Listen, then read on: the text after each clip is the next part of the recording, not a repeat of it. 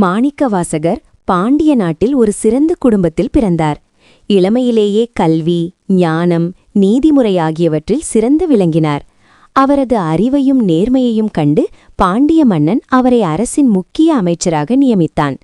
அரசு பணியில் இருந்தாலும் மாணிக்கவாசகரின் மனம் எப்போதும் நிலையற்ற உலக வாழ்க்கையின் உண்மையைப் பற்றி சிந்தித்துக் கொண்டிருந்தது. ஒருநாள் அரசுக்காக உயர்ந்த குதிரைகள் வாங்கச் செல்லுமாறு மன்னன் அவருக்கு பெரும் பொன்னளித்து அனுப்பினான். அந்த பயணத்தின்போது திருப்பெருந்துறை என்ற இடத்தில் அடர்ந்த மரங்களின் நடுவே அமைதியாக அமர்ந்திருந்த ஒரு முதிய சிவயோகியை மாணிக்கவாசகர் கண்டார். அவர் யாரென்று அறியாமலேயே அந்த யோகியின் முகத்தில் வெளிப்பட்ட தெய்வீக அமைதியும் கருணையும் மாணிக்கவாசகரின் உள்ளத்தை ஆழமாக கவர்ந்தது.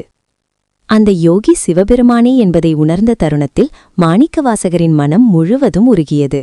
அவர் கூறிய அருள்மொழிகள் மாணிக்கவாசகரின் உள்ளத்தில் ஆன்மீக ஒளியை ஏற்றின.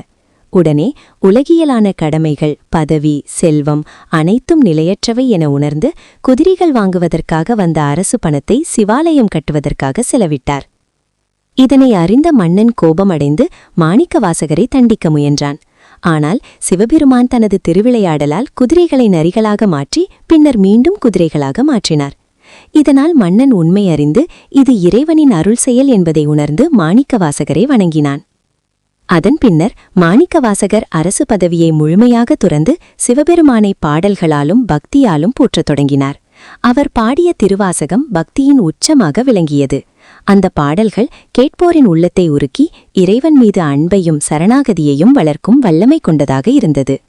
இன்றும் மாணிக்கவாசகர் சைவ நெறியில் இறைவனை நேரடியாக அனுபவித்த மகான் என்றும் பக்தி இலக்கியத்தின் ஒளிவிளக்காகவும் போற்றப்படுகிறார்.